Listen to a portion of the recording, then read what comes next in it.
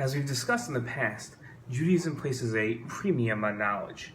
In his opening comments to the Mishnah Torah, the Rambam wrote, "The foundation of all foundations and the pillar of wisdom is to know that there is a primary being who brought all existence into being." Elsewhere, the Rambam continued his focus on knowledge by writing that a person should direct his heart and the totality of all his behavior to one goal, knowing God.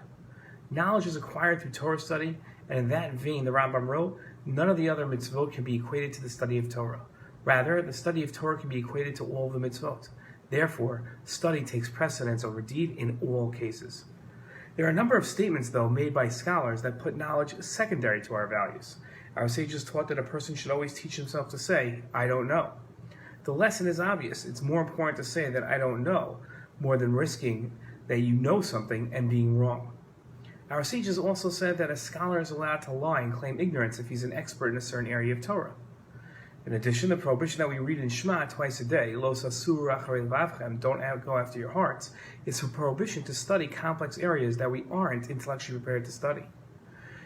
It would seem that our first paragraph to put knowledge as the most important Jewish value, while the statements in the second paragraph that we've talked about put other values first.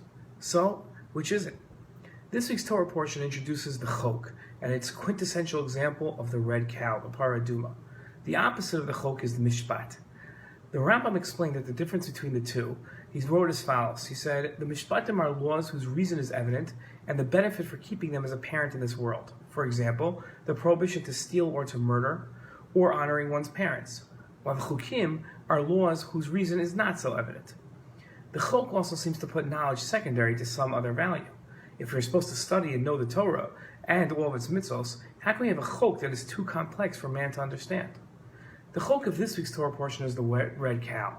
When exposed or in close proximity to a corpse, a person becomes tameh, a legal status that prohibits their entrance into the temple.